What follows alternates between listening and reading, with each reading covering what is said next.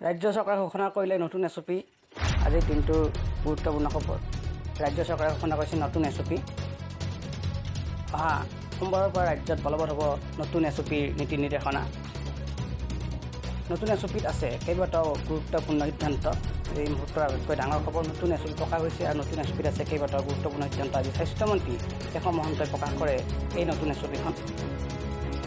গুৰুত্বপূৰ্ণ খবৰ, এই মুহূৰ্তত 4খন জিলাক কণ্টেইনমেণ্ট জ'ন ঘোষণা কৰা হৈছে। বিশ্বনাথ, মৰিগাঁও আৰু গোৱালপাৰা জিলাক কণ্টেইনমেণ্ট জ'ন ঘোষণা।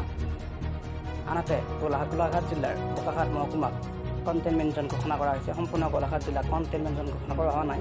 আবেলি 5 বজালৈ খোলা ৰাখিব পাৰিব গেলামালৰ দোকানসমূহ। কামৰূপ মহানগৰ আৰু হাইলাকান্দি জিলাৰ বাহিৰে আন জিলাসমূহত পূৰ্বৰ নীতি নিৰ্দেশনাসমূহ অব্যাহত থাকিব।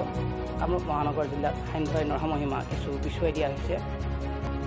কামৰূপ মহানগৰ জিলাত পূৰ্বৰ 1 বজাৰ পৰিৱৰ্তে আবেলি 4 বজালৈ পিছুৱাই দিয়া হৈছে সান্ধ্য আইনৰ সময়সীমা। হাইলাকান্দি জিলাত আবেলি 5 বজাৰ পৰা সান্ধ্য আইন ঘোষণা কৰা হৈছে। কণ্টেইনমেণ্ট জ'নত অত্যাৱশ্যকীয় সামগ্ৰীৰ দোকান পোহাৰ খোলা ৰাখিব পাৰিব। গুৰুত্বপূৰ্ণ খবৰ, পূৰ্বৰ দৰে বন্ধ থাকিব আন্তঃজিলা যাতায়াত ব্যৱস্থা। এসপ্তাহৰ বাবে প্ৰযোজ্য হ'ব এই নতুন নিৰ্দেশনা। অহা সোমবাৰৰ পৰা বলবৎ হ'ব এই নতুন নিৰ্দেশনা। ধন্যবাদ।